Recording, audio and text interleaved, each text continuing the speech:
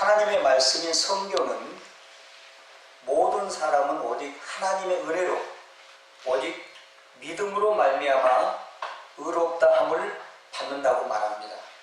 이것을 신학 용어로 한번 따라하겠습니다. 이신칭의 이신칭이라고 말합니다. 이 이신칭의 교리가 얼마나 중요한지 모릅니다. 그래서 마귀는 지금도 이 이신칭의 교리를 사람들로 하여금 깨닫지 못하도록 학차까지 방해하고 있습니다. 이 교리를 깨달으면 구원을 얻고 하나님의 자녀가 되니까 고린도후서 4장에 있는 말씀처럼 마귀는 지금도 많은 사람들을 혼미케 한 영으로 역사해서 이 이신칭의의 교리를 깨닫지 못하도록 방해합니다. 이신칭의가 뭡니까? 믿음으로 말미암아 의롭게 되다. 믿음으로 말미암아 다시 말하면 구원을 받다. 그 말입니다. 오직 믿음으로 말미암아. 이 교리가 그렇게 중요한 것입니다. 여러분, 사람들에게는 소위 공로 중독증이 있습니다. 우리가 게임 중독이나 도박 중독처럼 사람들에게는 공로 중독증이 있어요. 이게 무슨 말이냐면은 이런 사람들은 아무리 성경이 하나님의 은혜로 공짜로 의롭게 된다고 구원받는다고 말해도 내가 뭔가를 해야, 내가 그래도 하나님 앞에 공로를 쌓아야 내가 구원을 받는다고 집착하고 생각하는 것입니다. 뭔가 하나님 앞에 선행을 해가고 자기 공로를 쌓으려고 무척 애를 씁니다. 마귀도 이 이신칭의 교리가 얼마나 중요하고 기독교의 핵심 교리인지 알고 중세시대 때는 약 1000년 동안 이 교리가 사람들에게 깨우치지 못하도록 그렇게 막았습니다. 1000년 동안이요. 이 이신칭의 교리는 우리 기독교의 핵심 복음입니다. 그래서 사도 바울이 보낸 이 로마서는 그 당시 로마 교회 성도들에게 보낸 편지죠. 그런데 로마 교회 성도들은 대부분이 유대인들로 구성되어 있었습니다.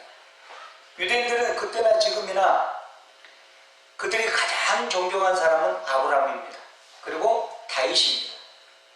그리고 유대교를 믿는 유대인들은 어떻게 생각하냐면 구원을 받는 것은 하나님을 믿는 것만으로 구원을 받는 것이 아니고 율법을 지키고 할례를 받아야 구원을 얻는다고 믿었습니다. 바울도 예수님을 만나기 전에는 유대교의 골수분자였잖아요.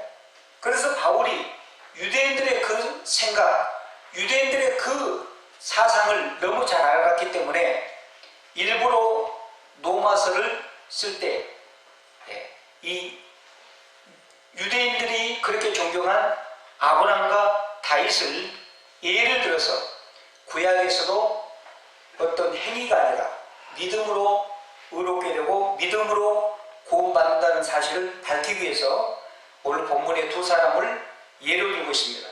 그러면 바울이 구약에 훌륭한 믿음의 사람들이 많고 많은데 왜 하필 아브람과 다윗을 예로 들었을까요?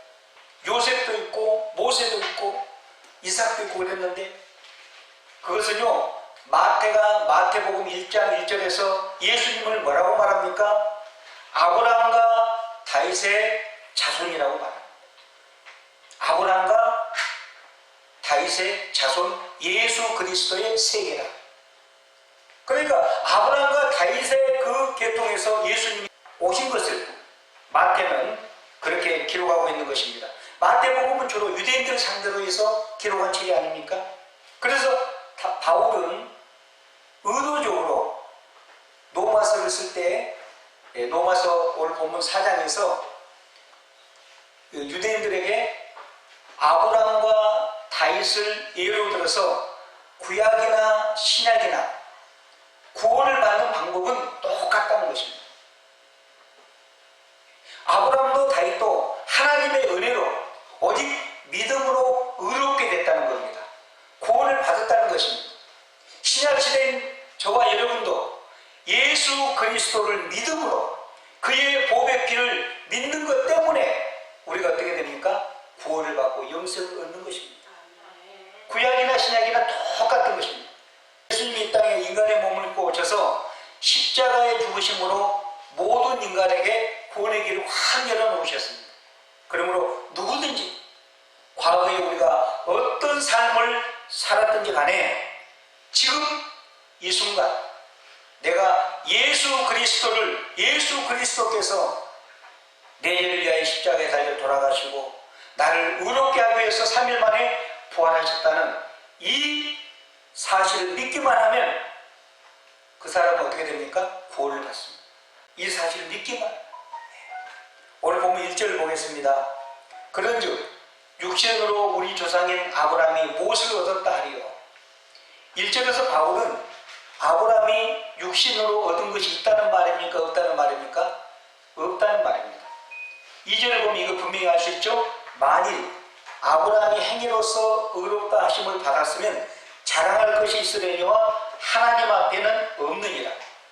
그렇게 아브라함이 유대인들에게 믿음의 조상으로 존경을 받을지라도 육신적으로 아무리 훌륭한 사람일지라도 하나님 앞에서는 아브라함도 우리처럼 똑같은 뭐라는 것입니까? 죄인이라는 것입니다. 다윗도 뭡니까? 죄인이라는 것입니다. 그들도 하나님의 은혜로 믿음을 통해서 구원을 받을 죄인들이라는 것입니다. 아무리 그들이 인간적으로 훌륭하고 인간적으로 존경을 받은 그런 인물들이라고. 왜 그렇습니까? 성경은 이 세상에 의인은 없나요? 하나도 없다고 했습니다. 아브라함이 인간적으로 아무리 훌륭하고 그의 행위가 아무리 훌륭하다 할지라도 하나님 앞에서는 똑같은 죄인에 지나지 않는다는 거예요. 창세기 12장에 보면 어느 날 하나님께서 아브라함에게 나타나셔서 이렇게 말씀합니다. 아브라함아, 너는 내 고향 친척과 아비 집을 떠나 내가 내게 지시할 내게 보일 땅으로 가라고 명령합니다. 여러분, 아브라함이 하나님을 찾은 것이 아닙니다. 누가 아브라함을 찾아오셨다고요? 하나님이. 이게 은혜라는 거예요. 아브라함이 살았던 곳은 갈대아 우르인데요, 거기는 우상천지입니다. 아버지 데라도 우상을 섬기고 아마 아브라함도 우상을 섬겼을 겁니다. 성경은 분명히 나오지는 않습니다만은. 그런데 그 갈대아 우르에 많고 많은 사람 중에 왜 하필 하나님이 아브라함을 찾아오셨을까요? 그리고 왜 그를 부르셨을까요? 그 우상천지에서 불러내셨을까요? 그리고 하나님이 지시할 가나안 땅으로 인도하셨을까요? 여러분, 그 이유를 아십니까? 답은 뭡니까? 모른다가 답입니다. 여기에 대해 설명할 사람은 누구도 없습니다. 우리가 그래서 천국 가면 주님 앞에 이것을 직접 여쭤봐야 됩니다. 주님만이 아십니다. 저와 여러분이 왜 구원을 받았습니까? 저와 여러분이 어떻게 예수님을 만났습니까? 여러분 한번 대답해 보세요. 정답은 뭡니까? 모른다가 정답입니다. 그 누구도 설명할 수 없어요. 제가 어떻게 구원받았는지, 여러분이 어떻게 예수님을 만났는지. 그러나 하나님은 저와 여러분을 창세전에, 이 세상이 만들어지기 전에, 만세 전에 우리를 예정하시고 보이지 않는 손길로 우리를 환경을 통하여 또는 이런저런 사람들을 통하여 믿음의 길로, 구원의 길로 조금씩 이끌어오고 계셨다는 것입니다. 우리가 그것을 깨닫지 못했을 뿐이지. 그런데 때가 되니까 하나님께서 사람을 통해서, 전도를 통해서, 또는 어떤 경건 서적을 통해서 주님을 만나게 하셨다는 거예요. 이게 하나님의 은혜라는 거예요. 그래서 우리가 내가 열심히 노력해서 하나님을 믿었습니까? 내가 열심히 기도해서 하나님을 찾았습니까? 그런 거 없잖아요. 오직 하나님의 은혜로 하나님께서 우리에게 찾아오셔서 우리에게 믿음을 선물로 주셨을 때 우리가 그 믿음으로 하나님의 말씀을 받아들인 거잖아요. 인정한 그거 하나 보고 하나님께서 우리를 너는 의롭다, 너는 나의 자녀라고 칭해 주신 거란 말이에요. 그러니까 우리가 자랑할 것이 있습니까 없습니까? 없다는 거예요. 그래서 하나님의 은혜를 깊이 깨달으면 깨달은 사람일수록 자기 자랑을 하지 않는 거예요. 여러분, 하나님이 우리를 사랑하실 때는요, 언제입니까? 바울은 로마서 5장 8절에서 이렇게 말합니다. 우리가 아직 죄인 되었을 때 그리스도께서 우리를 위하여 죽으심으로 하나님께서 우리에 대한 자기 사랑을 뭐 했다고요? 확증했다고요. 하나님이 우리를 사랑하시고 하나님이 우리를 부르실 때는 우리가 의로울 때가 아닙니다. 선행을 행할 때가 아닙니다. 하나님을 믿어보려고 기도할 때가 아닙니다. 우리가 죄 가운데 방황할 때, 하나님이 그렇게 싫어하는 죄를 범하고 있을 때 하나님이 일방적으로 우리를 찾아오셔서 우리를 설득하고 우리를 주님 앞으로 인도하기 위해서 이런 모양 저런 모양으로 주님 앞으로 이끄셨다는 거예요. 과거는 몰랐는데 내가 예수님을 믿고 보니까 그걸 알았다는 거예요. 우리가 여러분 집에서 개를 기르면은 강아지가 집 밖을 나가잖아요. 그럼 잘못하면은 도로변에 있는 집은 차가 왔다 갔다 하니까 잘못하면 차에 치여 죽으니까 아무리 강아지한테 오라 해도 안 오고 더 멀리 가면은 주인이 달려가서 강아지 목덜미를 잡아가지고 잡아오잖아요. 그리고 어미 집에다가 이렇게 딱 넣어주잖아요. 아니면은 묶어놓잖아요. 그런 것처럼 하나님께서는 아브라함도 저와 여러분도 예수님을 만나기 전에 그렇게 환경을 통하여 이 모양 저 모양으로 설득하고 납득되도록 사랑의 손길을 폈는데 우리가 깨닫지 못한 거예요. 그런데 하나님은 여전히 보이지 않는 손길로 우리를 앞에서 이끌고 뒤에서 밀어서 십자가 앞으로 우리를 인도하신 겁니다. 우리가 주님을 믿고 보니까 이게 알 거예요. 그것을 깨달은 거예요. 예수님을 믿기 전에 우리가 몰랐어요. 여러분 자신 한번 생각해 보세요. 제 자신을 생각해 봐도. 여러분, 이스라엘 백성들이 그렇게 존경하고 심지어 아브라함은요, 이스마엘 후손인 아람 민족들까지 존경합니다. 아브라함. 이스라엘 민족뿐만 아니라 아람 민족도 아브라함 하면 그렇게 존경합니다. 그런데 아브라함의 삶의 전체를 한번 보세요. 시행착오가 많고 허물투성이잖아요. 물론 훌륭한 점도 있습니다. 모든 인간이 다 나쁜 건 아니잖아요. 나쁜 점도 있는 반면에 장점도 어느 정도 있잖아요. 아브라함도 그랬습니다. 그러나 아브라함 인생의 전체를 놓고 봤을 때에 아브라함이 그의 행위로 믿음의 조상이라고 인정받을 만한 그런 행동들을 얼마나 했습니까? 하나님께서 아브라함을 갈대우르에서 부르시고 그를 인도해 가시는데 아브라함은 하나님의 말씀에 전적 100% 순종하지 않습니다. 그리고 믿음으로 하나님의 말씀에 전적 믿음으로 반응하지 않습니다. 그걸 우리가 어디서 보면 알 수 있습니까? 하나님이 아브라함아 너는 내 고향 친척 아비집을 떠나 내가 너에게 보일 땅으로 가라 했을 때 아브라함은 집을 떠나라고 했죠. 그런데 누구를 데려갔습니까? 친척인 롯을 데려갔죠. 아버지 집을 떠나라고 했는데 누굴 모시고 갔습니까? 아버지 데라와 함께 갔잖아요. 하나님 말씀에 100% 순종하지 않잖아요. 분명히 하나님은 내 고향 친척 아버지 집을 떠나 내가 너에게 지시할 내가 너에게 보일 땅으로 가 있는데 조카 롯을 데리고 가고 아버지를 모시고 가다가 중간에 어디서 하란에서 거류했다고 했습니다. 하란에서 머물어서 거기서 뭡니까? 많은 사람을 얻고 많은 재물을 얻었단 말은 거기서 짧은 기간 머물렀다는 거 아니에요. 꽤 머물렀다는 거예요. 아버지 데라가 돌아가실 때까지. 그러니까 아브라함이 갈대아 우르를 떠날 때 하나님께서 아브라함을 불러내셨지만 100% 믿음으로 온전히 순종한 것이 아니라는 거예요. 그런데 아버지 데려가 다시 하나님이 지시할 땅으로 떠나잖아요. 그런데 끝까지 데려갑니까? 친척 롯을 데려가잖아요. 그래서 하나님의 은혜로 마침내 가나안 땅에 들어가지만은 나중에 가나안 땅에 들어가서도 롯 때문에 얼마나 마음적으로 고생을 합니까? 창세기 12장 5절에 보면 가나안 땅에 마침내 들어갔다는 말이 나옵니다. 그거는 누가 그렇게 만드신 겁니까? 하나님이 그렇게 만든 거예요.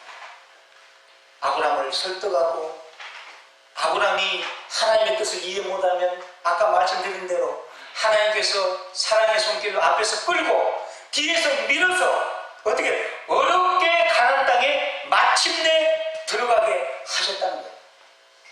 그래서 마침내 아브라함 일행은 하나님께서 약속하신 가나안 땅에 도착하지요. 하나님의 인도로 가나안 땅에 마침내 이른 것입니다.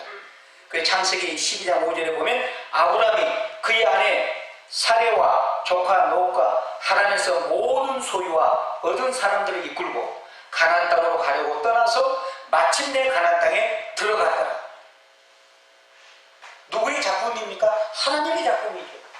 하나님이 아브라함을 이끌어서 마침내 가나안 땅에 들어가게 하신 거예요. 그런데 아브라함은 가나안 땅에 아브라함이 들어가니까 무엇이 기다리고 있었어요? 기근이 기다리고 있었어요. 먹을 뭡니까? 곡식이 없는 거예요. 영적으로 세상인 애국, 가지 말아야 될 애국으로 하나님과 의논하지 않고 내려가는 거예요. 가기 전에 사라 아내와 무엇을 의논합니까? 아내에게 거짓말을 시키잖아요. 그 당시에 풍속으로는요, 자기 여자가 굉장히 미인이면 남편을 죽이고 여자를 취하는 풍속이 있었어요. 아브라함은 그걸 알았어요. 그래서 자기와 아내 사라가 애굽으로 내려가면 사라는 굉장히 빼어난 미인이었거든요. 분명히 애굽 사람들이 만약에 사라의 남편이라고 하면 아브라함 자기를 죽일 것 같아요. 그래서 거짓말을 시킵니다. 여보, 우리가 애굽에 내려가면 당신이 너무 미인이니까 애굽 사람들이 나를 죽일지도 몰라요. 그래서 우리가 이렇게 짭시다. 거짓말을 시킵니다. 나의 누이 동생이라고 합시다. 그리고 정말로 두 사람이 애굽에 내려가니까 애굽 사람들이 보니까 사라는 눈에 확 띌 정도로, 왕에게 추천할 정도로 미인이었습니다. 그래서 신하들이 바로 왕에게 사라를 추천합니다. 그래서 바로가 사라를 취했다고 했습니다. 취했다. 그래서 성경이 그냥 취했다고 했는데 어느 교수님은 성경에는 그렇게 나타나지 않았지만 바로 왕이 사라와 동침했을 가능성이 있다. 성적 관계를 맺었을 가능성이 있다고 그렇게 말한 것을 봤습니다. 이렇게 봤을 때 아브라함은 남자로서, 남편으로서 함량 미달이잖아요.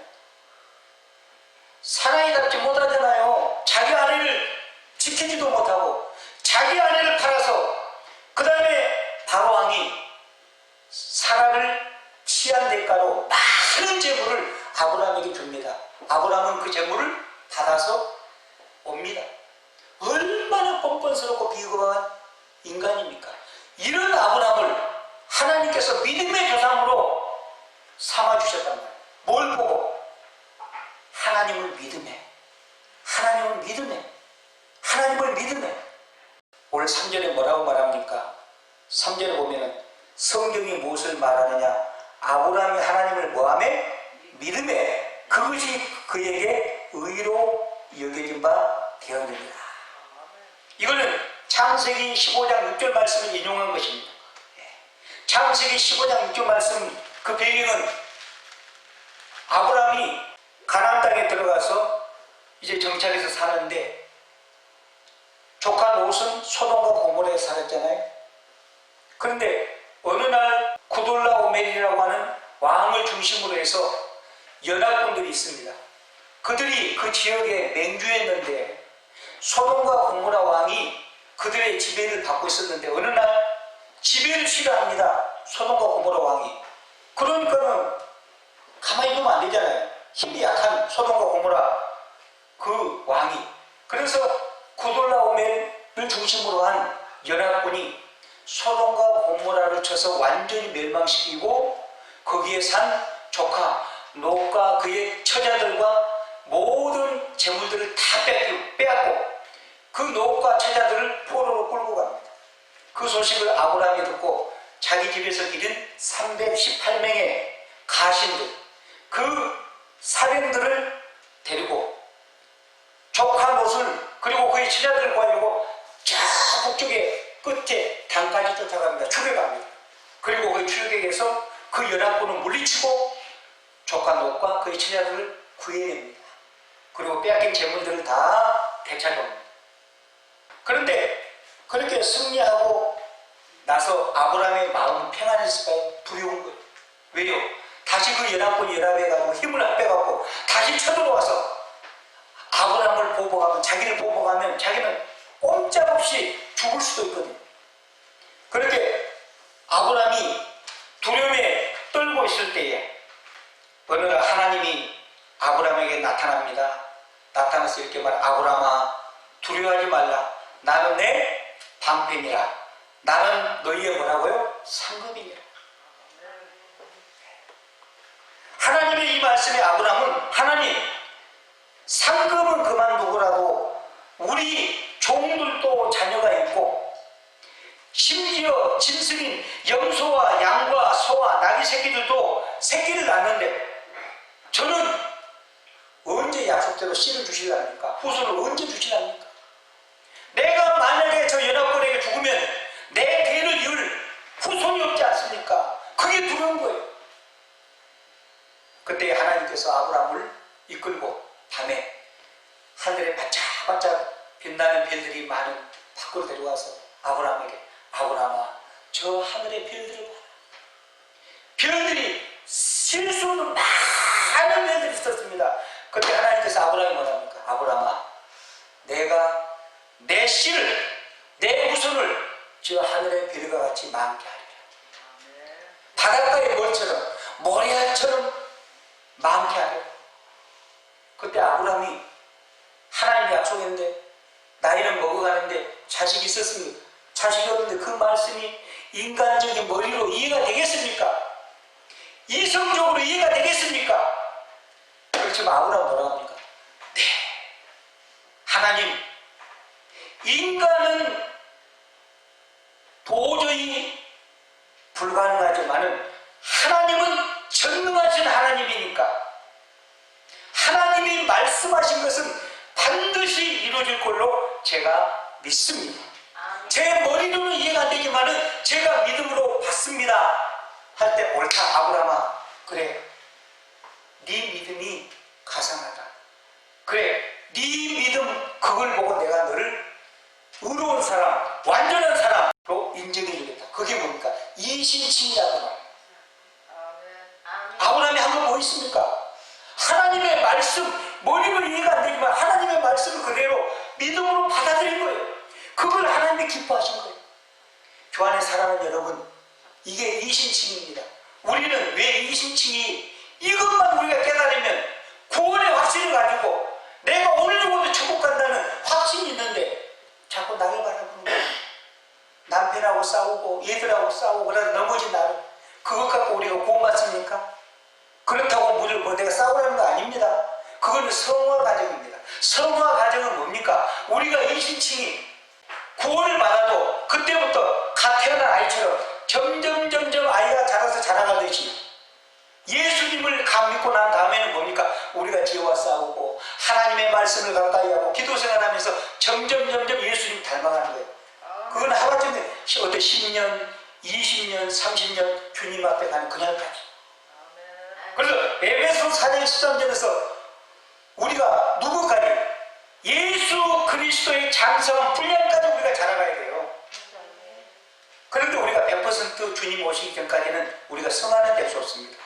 우리 주님이 이 땅에 재림하실 때 우리가 예수님처럼 영광스러운 몸이 되는 거예요. 이런 몸이 아니라 병든 이런 몸이 아니라 예수님처럼 부활처럼 영광스러운 몸으로 바뀌게 돼요. 그때는 죄를 범하지 않습니다. 그 전까지는 우리가 예수님을 믿어도 넘어질 수 있고 예수님을 믿어도 우리가 낙심할 수 있고 믿음이 약해질 수도 있고 강해질 수도 있고. 아브라함도 그랬거든요. 아브라함은요, 아브라함아, 저 하늘의 배를 봐라. 저 많은 배들처럼 내가 내 후손들을 저렇게 많이 주겠다. 내 씨로, 내 씨를 통하여 저 너에게 바닷가의 모래알처럼 하늘의 별처럼 많은 후손들이 생길 것이다. 씨란 말은 단순히 않아요. 누구를 말합니까? 예수 그리스도를 말합니다. 예수 그리스도. 예수를 믿어서 아브라함의 후손이 된 사람들을 말해요. 그렇게 많은 사람들, 그래서 큰 민족을 너에게 일으켜 주겠다고 말씀합니다. 그런데 아브라함이 아까 말한 것처럼 하나님, 상급은 그만두고라도 우리 종들도 자녀가 있는데 짐승도 새끼를 낳는데 저는 약속대로 언제 씨를 주시렵니까? 언제 후손을 주시렵니까? 저는 자녀가 없지 않습니까? 제게 자녀가 없으니 하나님, 제 종으로 있는 이 엘리에셀 종, 이 엘리에셀이 상속자가 될 것입니다. 저희 상속자. 저 후손이 없으니까 이제는. 그때 하나님 뭐라고 말합니까? 아브라함 아니다. 아브라함 아니야. 내 종 엘리에셀이 상속자가 될 것이 아니라 내 몸에서 나는 내 씨가 상속자가 될 것이다. 내 씨가 누구겠습니까? 이삭을 통해서 예수 그리스도를 통해서 많은 그의 후손들, 구원받은 하나님의 백성들. 그러면서 하나님께서 아브라함 밖으로 데리고 나가서 하늘의 수많은 별을 보이시면서 아브라함아, 저 별들을 보이면 내 후손이 저와 같이 많아지리라, 그렇게 말합니다. 그때 아브라함이 창세기 15장 6절 오늘 3절에 말한 아브라함이 하나님을 믿으며 이를 저에게 의로 여기셨더라. 이것이 이신칭의 교리라고 하는 것입니다. 이것이 믿음으로 말미암아 의롭다함을 받는 복입니다. 이것이 하나님의 자녀가 되는 복입니다. 그래서 오늘 본문 3절에서 성경이 무엇을 말하느냐? 아브라함이 하나님을 믿으며 이것이 저에게 의로 여김바 되었느니라. 여김바 되었다, 이 말씀은 계산한다, 간주한다고 말합니다. 여김바 된다고. 그러니까는 뭡니까? 우리의 죄가 많이 있어도 하나님을 믿으면 하나님께서 그 우리의 믿음을 보고 우리의 허물과 죄를 죄로 계산하지 않고 간주하지 않는다고 말이에요. 의로 여겨주신다고 말이에요. 교환의 사랑 여러분, 우리가 신앙생활할 때 구원의 확신이 흔들릴 때마다 오늘 본문 5절 말씀을 꼭 기억하십시오. 이 말씀을 여러분 암송하고 묵상하십시오.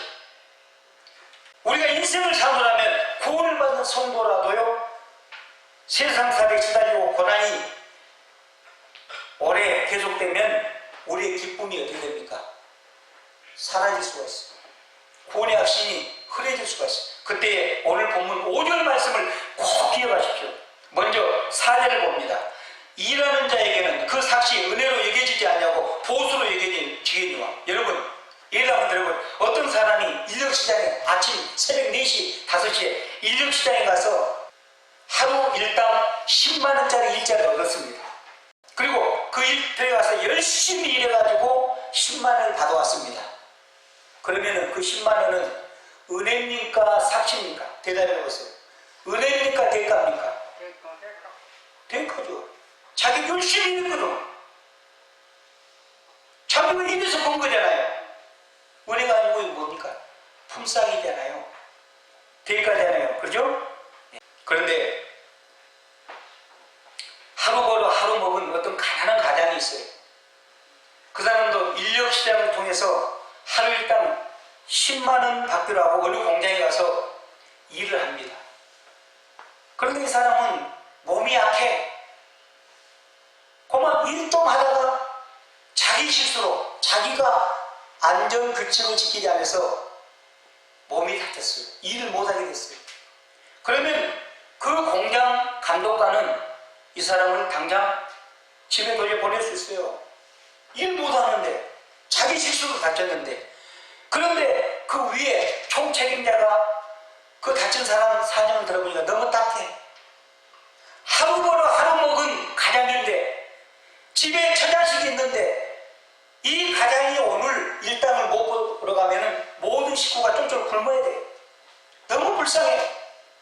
그래서 병원에 데리고 가서 치료시켜주고 이런 것이 하나도 없는데 집에 갈 때 10만 원 줬어요.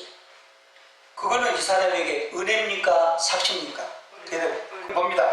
이를 아니할지라도 경건하지 아니한 자를 의롭다 하시는 이를 믿는 자에게는 그의 믿음을 뭐 여긴다고요? 의로 여긴다고요. 우린 자꾸 일하는 거, 내가 선행 내가 기도하고 내가 교회 헌금 많이 하면, 그리고 하나님의 뜻대로 살면 하나님이 나를 예쁘게 보시고 구원해 주시고 의롭게 해결해 주시고, 내가 신경질 내고 다른 사람을 미워하고, 그러면 하나님은 나를 완전히 저주하고 버립니다. 그러니까 우리는 자꾸 하나님이 기뻐할 것이 뭘까 하고 자꾸 행위로 뭐 선행, 뭐 구제, 자기 공로, 뭐 업적 세우고 다른 사람이 인정받으려고, 그것 갖고 우리가 구원받으면 아니라는 거예요. 여러분, 김은영 집사님, 다른 사람을 기억하십시오. 내 자신을 바라보면 이 말씀이 마음에 와닿지 않아. 이를 아니할지라도 경건하지 아니한 자를 의롭다고 하신 이를 믿는 자예요. 이를 아니할지라도 경건하지 아니하는 자를 의롭다고 하는 이를 믿는 자는, 하나님을 믿는 자에게는 그의 믿음을 모르겠다고 의롭다고 말이에요.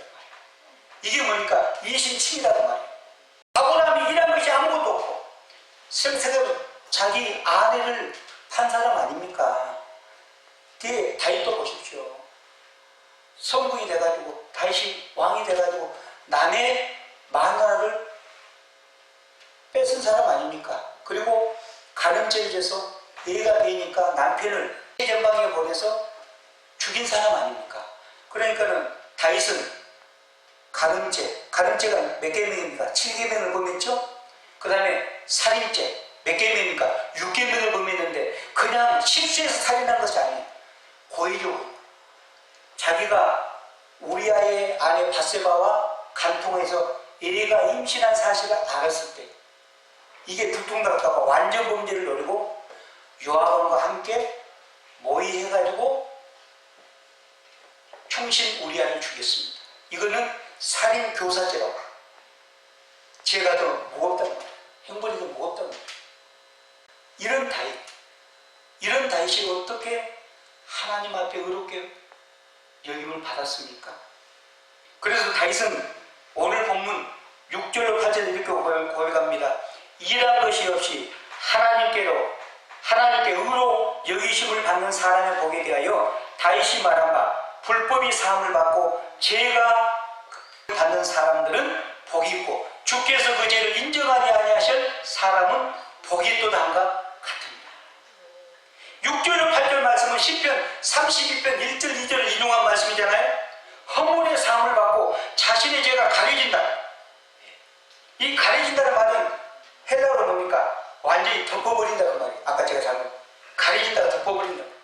하나님의 은총으로 다윗이 우리아의 아내 바세바를 범하고 그의 남편을 죽인 그 죄뿐만 아니라 하나님 앞에서 많은 허물과 죄가 있음에도 불구하고 하나님께서 다윗이 나간 선지자의 말을 듣고 하나님 앞에 회개할 때, 하나님은 용서의 하나님이라는 것을 믿고 회개할 때 하나님께서 그 모든 죄를 뭡니까? 은총으로 덮어버렸단 말이에요. 믿으십니까? 이게 가려진다. 다윗이 이 시를 지은 것은요, 그의 과거 죄를 사함받는 것을 고백한 거예요. 다윗은 하나님의 은혜로 이스라엘 1위 왕이 되잖아요. 통일의 왕국을 이루잖아요. 그리고 다윗왕은 정말로 리더십이 뛰어나가지고 다윗 왕 때 영토를 많이 넓혔습니다. 우리나라 광개토왕처럼. 그리고 백성들을 완정시키고 태평성대를 누렸습니다. 나라가 완전히 강해졌습니다. 백성들은 편안하게 살게 됐습니다. 전쟁이 별로 없었습니다. 전쟁을 하면 이기니까. 그때는 다윗이 하나님을 잘 섬겼답니다. 매일사를 하나님 앞에 기도하고 매일사를 하나님과 의논하고 전쟁을 하든지 뭘 하든지 그렇게 했습니다. 그런데 모든 것이 잘 되니까 다윗의 마음에 뭐가 싹텄어요? 교만이. 인간은 여러분 절대로 여전하지 않습니다. 저와 여러분도. 그래서 베드로전서에 뭐라고 말합니까? 근친하라 깨어라. 영적으로 우리가 근친하고 영적으로 깨어있지 않으면 사람은 하얀 곡선을 그리든 사양 곡선을 그리든 반드시 변하는데, 우리가 영적으로 깨어있지 않으면 반드시 추락합니다. 저는 바랍니다. 일선의 모든 성도, 여기 있는 모든 주의 백성들이 남은 생에 영적으로 깨어있어서 하나님의 말씀을 가까이 하고 기도의 줄을 붙들어서 계속 상향 곡선만 그리기를 주의로 축원합니다. 그런데 제 삶과 저번에 말씀한 칭의는 다릅니다. 의롭다는 건 다른 거예요. 재용상을 받는, 우리가 십자가를 믿으면 재용상을 받아요. 그런데 우리가 예수님의 부활을 믿으면 의롭다함을 받아요. 여러분, 제3, 재용서는 뭡니까? 우리의 죄를 그냥 용서해 주는 거예요. 하나님 앞에 용서함을 받는 거예요. 그러나 우리가 과거에 죄 지은 흔적은 남습니까? 안 남습니까? 남는다는 말이에요. 흔적은 남아요. 못이 벽에 딱 박았다가 빼면 흔적이 남듯이. 그러나 의롭다함을, 칭의는 뭡니까? 의롭다함을 얻었다는 건 뭡니까? 우리의 모든 죄를 용서해 줄 뿐만 아니라 우리를 처벌할 근거까지, 죄의 흔적까지 완전히 동화시켜요. 그러니까 우리가 지금 평생 수억만 가지 죄를 지었을지라도 한 번도 죄를 짓지 않은 사람처럼 인정이 된다. 이게 뭡니까? 칭의란 말입니다. 칭의. 그렇게 사탄이 이 칭의를 사람들이 깨닫지 못하도록 지금도 그렇게 방해합니다. 자꾸 내 자신을 바라보고 우리 자녀를 바라보고, 내가 기분이 좀 좋을 때는 믿음 있는가, 기분이 좀 뭐할 때는 믿음, 그게 아니라는 거예요. 내가 일을 하지 할지라도 경건하지 할지라도 나를 의롭게 하시는 그 하나님을 믿으면, 예수님이 내 죄 때문에 십자가에 달려 돌아가시고 나를 의롭게 하게 3일 만에 부활하셨다, 이 사실을 믿기만 하면 그 순간부터 뭡니까? 하나님의 자녀가 된다. 하나님의, 우리가 뭘 어떤 공로가 없어도 그걸 자꾸 나를 보고 내 자신을 바라보고 우리 가정을 바라보면 이 말씀도 마음에 안 하다. 말씀 맺겠습니다. 다윗은 행위대로 심판하는 하나님이 아니라 용서의 하나님을 믿었습니다. 그의 믿음대로 우리 하나님은 다윗의 회개를 받아주시고요, 그의 죄를 다 덮어주시고, 그가 죄를 짓지 않는 것처럼 그를 성분의 반열에 올려주셨습니다. 이것이 하나님 앞에서 의롭다함을 받는다는 뜻입니다. 여러분, 다시 그런 엄청난 죄를 짓고 하는 것이 무엇이 있었습니까? 나단 선지자가 왔을 때 당신이 바로 이러이러한 죄를 보면서 지적하니까 다시 변명하지 않고 나단 선지자 앞에서 내가 범죄하였나이다. 하나님, 내가 죄인입니다. 그러나 나의 모든 죄를 주님 앞에 나가서 토설하면 하나님께서 나의 모든 죄를 덮어주시고 기억도 아니하실 줄 믿습니다. 그런 믿음을 가지다. 다윗의 그의 믿음대로 하나님께서는 다윗의 모든 죄를 다 용서해. 좋아하는 사랑 여러분, 십자가 앞에서 나의 죄를 위해 보혈을 흘려주신 주님을 통해 얻는 이 놀라운 행복, 이 놀라운 평안과 기쁨의 비밀을 아십니까? 예수 그리스도를 믿음으로 말미암아 구원받는 이 놀라운 축복을 여러분 아십니까? 아브라함도 다윗도 하나님의 은혜로 하나님을 믿음으로 의롭다함을 받았습니다. 그러면 저와 여러분도 아브라함과 다윗처럼 예수 그리스도께서 저와 여러분의 죄를 위하여 십자가에 못 박으시고 빌려 돌아가시고 우리를 의롭게 하기 위해서 3일 만에 부활하셨다는 이 사실을 믿으면 구원을 받는다는 사실을 여러분 믿을 수 있기를 바랍니다.